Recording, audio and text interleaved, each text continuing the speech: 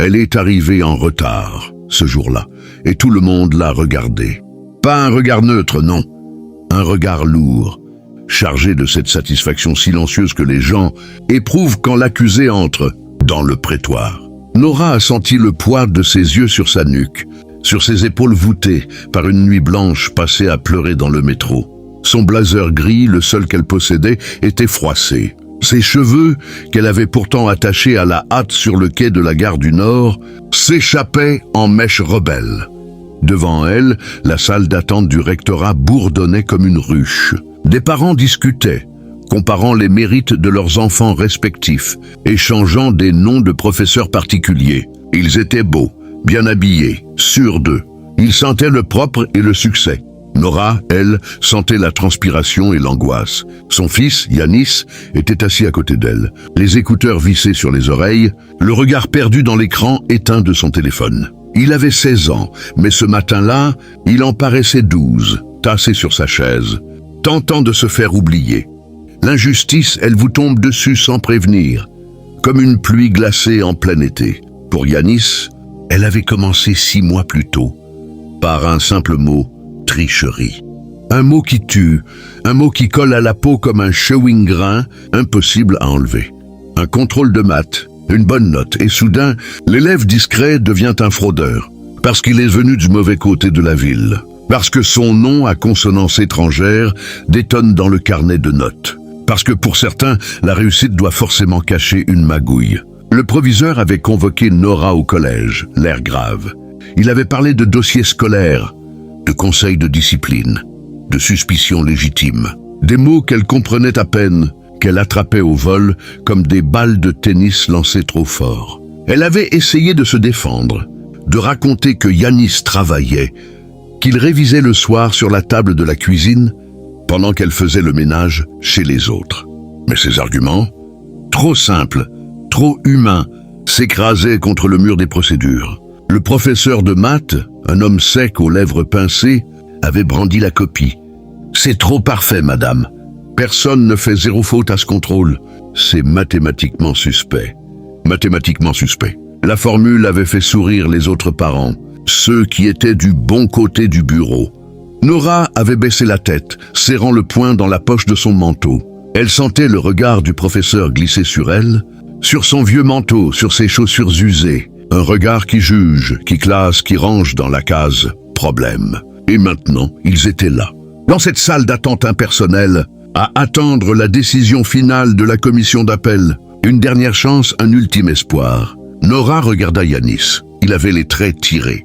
En 6 mois, il avait perdu cette lumière dans le regard, cette étincelle qu'elle avait vue briller quand il était petit, quand il lui racontait les histoires qu'il inventait. La triche, il ne savait même pas ce que ça voulait dire. Il était juste bon en maths, naturellement.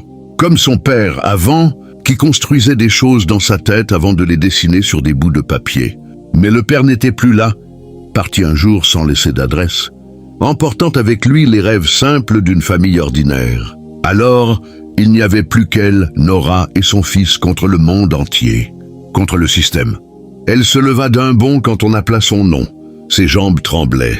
La salle de la commission ressemblait à une salle de classe, mais en plus grand, en plus froid. Une longue table en formica, 7 personnes assises derrière, le visage fermé. Le proviseur était là, le professeur de maths aussi, et d'autres gens qu'elle ne connaissait pas, avec des lunettes et des dossiers. On lui fit signe de s'asseoir, à elle et à Yanis, sur 2 chaises minuscules, face au tribunal.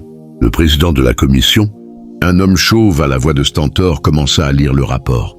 Les mots résonnaient durs, définitifs. Comportment incompatible. Fraude avérée, sanction nécessaire. Nora écoutait, la tête vide. Elle regardait les visages. Aucune faille, aucune humanité. Ils avaient déjà décidé. Elle le sentait dans l'air, dans la façon dont ils évitaient son regard. Le professeur de maths prit la parole, répétant son argument. La note parfaite. La suspicion légitime. On a comparé son travail avec celui de ses camarades, dit-il en poussant un tableau. L'écart est trop important. Il avait préparé des graphiques, des courbes, des statistiques. La preuve par les chiffres, imparable. Nora a voulu parler, dire que Yanis avait toujours été bon en maths, que c'était sa matière préférée, qu'il passait des heures à regarder des vidéos sur les théorèmes. Mais sa voix s'étrangla dans sa gorge. Les mots ne sortaient pas. Ils étaient trop petits, trop fragiles face à ces murs de papier. Puis ce fut au tour d'un autre membre de la commission, une femme blonde au tailleur strict, qui représentait je ne sais quelle association de parents d'élèves.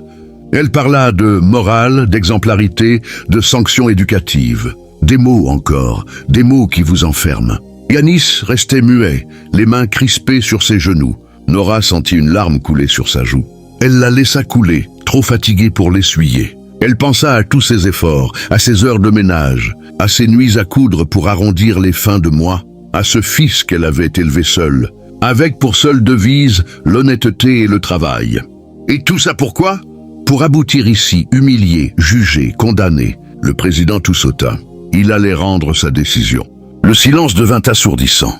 On entendait la respiration de Yanis, courte, saccadée. Nora ferma les yeux. Elle savait ce qui allait arriver.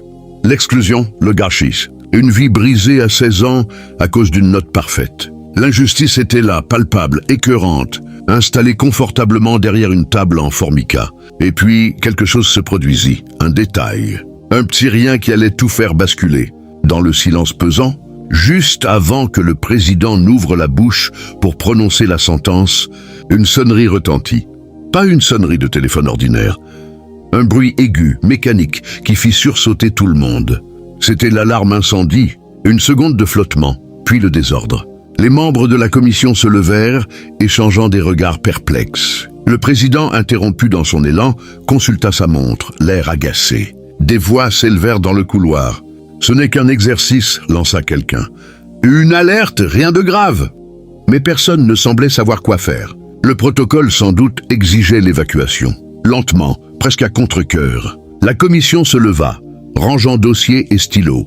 Le proviseur fit signe à Nora et Yanis de les suivre. Ils sortirent dans le couloir, mêlés aux employés du rectorat qui descendaient calmement les escaliers.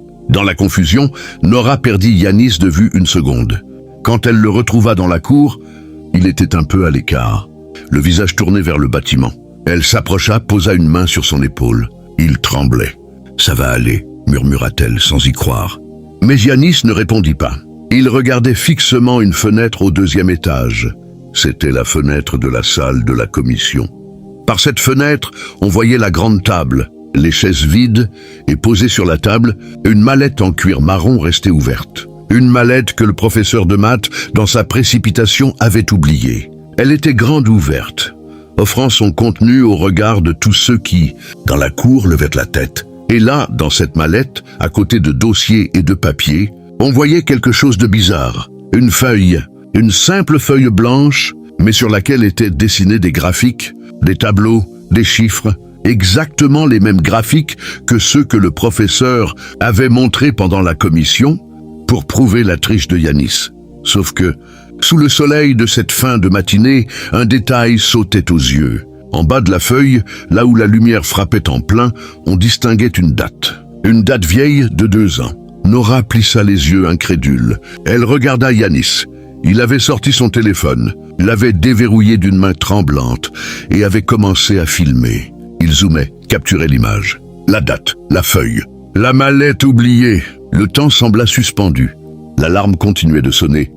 Les gens continuaient de descendre.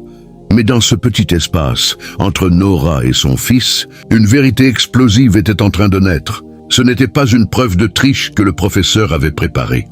C'était une preuve fabriquée de toutes pièces, ressortie d'un vieux dossier, réchauffé pour l'occasion. Les graphiques n'étaient pas ceux de Yanis. Ils appartenaient à un autre élève. D'il y a 2 ans, le professeur de maths, dans sa haine ou son aveuglement, avait recyclé une vieille affaire pour accabler un garçon qu'il n'avait jamais voulu comprendre. L'injustice soudain montrait son vrai visage. Celui plus laid encore du mensonge organisé. La suite fut un tourbillon. Quand la commission revint s'asseoir, après la fin de l'alerte, le président reprit son discours là où il l'avait laissé, avec la même autorité pesante. Il allait annoncer l'exclusion. Mais Yanis, pour la première fois de la matinée, leva la main. Un geste timide puis plus ferme. Le président le regarda, surpris. « Nous ne sommes pas en classe, jeune homme. » Yanis se leva. Il avait le visage pâle, mais ses yeux brûlaient. J'ai quelque chose à montrer à la commission, dit-il d'une voix qui tremblait à peine. Il sortit son téléphone, le posa sur la table et lança la vidéo. Pendant quelques secondes, il ne se passa rien. Puis le visage du professeur de maths se vida de son sang. On voyait la mallette, la feuille, la date. Le silence qui suivit fut encore plus terrible que le précédent. Le président regarda la vidéo, la regarda encore, puis tourna la tête vers le professeur. L'homme balbutia, tenta de bredouiller une explication, parla d'un dossier de travail, d'une erreur de manipulation. Mais personne ne l'écoutait plus. Les membres de la commission se penchèrent sur le téléphone, comparant les dates, les graphiques, la femme blonde au tailleur strict, celle qui avait parlé de morale, avait le visage fermé, mais cette fois, ce n'était pas contre Yanis, c'était contre son collègue. En quelques minutes, la vérité éclata au grand jour. Le professeur de maths, pour justifier son acharnement, avait maquillé de vieux dossiers. Il avait voulu faire d'un élève un bouc émissaire, par mépris de classe, par certitude inébranlable, que la perfection ne pouvait venir de là où vivait Yanis, l'injustice. Si solidement installée 1 heure plus tôt, s'effondra comme un château de cartes. La sanction contre Yanis fut immédiatement annulée. Le professeur, lui, dut affronter les conséquences de ses actes. Une enquête interne fut ouverte. Il fut suspendu puis muté. Mais le plus important n'était pas là. Le plus important, c'était ce regard que Yanis et Nora échangèrent en sortant du rectorat. Un regard qui disait qu'ils avaient gagné, non pas contre un professeur, mais contre une machine à broyer. Ils avaient gagné parce qu'un hasard, un simple déclenchement d'alarme incendie, avait offert une fenêtre sur la vérité. Ils avaient gagné parce que Yanis, au lieu de baisser les yeux, avait sorti son téléphone et filmé. On pourrait croire que l'histoire s'arrête là. Le gentil l'emporte, le méchant est puni. Retour à la normale, mais la vie, c'est rarement des contes de fées. La vraie récompense pour Yanis ne fut pas l'annulation de la sanction. Ce fut autre chose. Ce fut la révélation d'un pouvoir qu'il ne soupçonnait pas. En filmant cette mallette, en capturant cette preuve, il avait découvert l'importance du regard, de l'observation de la trace. Il avait compris que parfois, la justice ne tombe pas du ciel. Elle se capture, elle se prouve, elle se partage. Dans les mois qui suivirent, quelque chose changea en lui. Il continua les maths, bien sûr, avec une passion intacte. Mais il se mit aussi à filmer.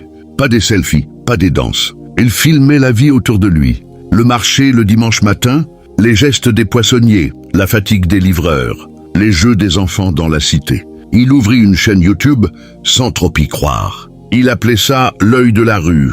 Il montrait des fragments d'injustices ordinaires, mais aussi des moments de grâce inattendus. Une dame qui aidait un sans-abri, un commerçant qui offrait du pain à une famille, un petit garçon qui partageait son goûter. Ces vidéos authentiques, brutes, touchèrent une corde sensible. Lentement, le nombre d'abonnés grandit. Des gens commencèrent à lui écrire, à lui dire que ces films leur ouvraient les yeux. Lui, l'accusé, l'exclu potentiel, était devenu un témoin de son temps. L'injustice qu'il avait subie lui avait donné une arme. La nécessité de prouver, de montrer, de ne plus jamais laisser les autres décider de la vérité à sa place. L'année suivante, Nora reçut une lettre. Pas du rectorat cette fois, du ministère de l'Éducation nationale. Une lettre officielle avec un logo en haut à gauche. Elle l'ouvrit en tremblant, craignant le pire. Mais ce qu'elle lut la fit s'asseoir, le souffle coupé. Le ministère organisait un grand concours national, jeunes reporters citoyens. Et la vidéo de Yanis, celle qui avait démasqué le professeur et qui était devenue virale après l'affaire, avait été sélectionnée parmi des milliers d'autres. Il était invité à Paris, à une cérémonie à la Sorbonne pour recevoir un prix.